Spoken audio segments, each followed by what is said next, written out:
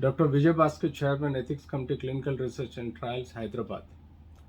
Today we'll discuss about the persons after the or during the COVID or after the COVID suffering from joint pains, that is arthritis.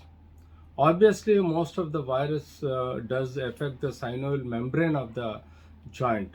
The synovial and synovial membrane and the synovial fluid is the a constitution of a joint where the lubricating fluid formed by the membrane of the joint. So that membrane is called synovial membrane. So obviously the lubricating fluid is called synovial fluid. So when the most of the viruses does affect the fluid of joint, that is a synovial fluid, leads to joint pains.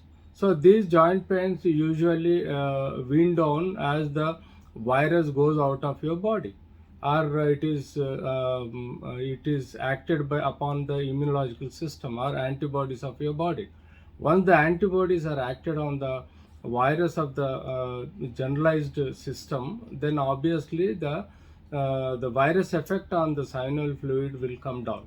So obviously initially when there is a viral effect, then leads to a infection or localized inflammation. That means pain and swelling in the joint, and then the restricted movement of the joint. This does will sustain for a little longer period, and sometimes many months and days. So obviously people scared of it. Why is being affected the joint pains even though the virus is gone out of their body. So usually what exactly happens, the pathology when there is a infection, the viral infection, initially the virus effect on your body will be around 10 to 14 days. After the 14 days, the virus automatically killed by the antibodies in your body.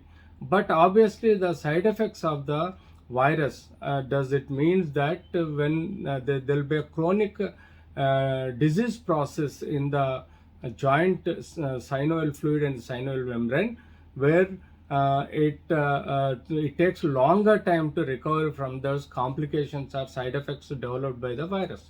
So any joint pains, especially knee joint pains, when there is a large area of synovial membrane with large much more quantity of the fluid, that fluid does affect the joint variability, wear and tear, and then obviously in older age group, obviously there is a degenerative changes, and there is a some side effects and complications in the joints leads to the pain which sustain for the longer time.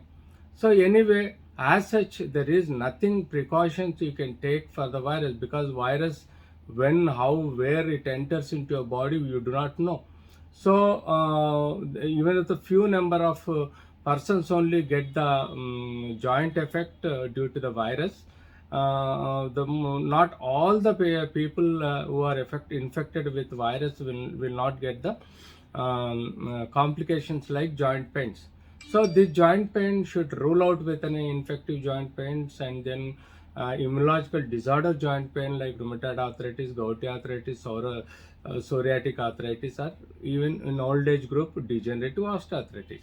So apart from this, even the traumatic arthritis also will see in most of the cases, in which we have to rule out with all the tests and then come to conclusion that could be cause is virus effect.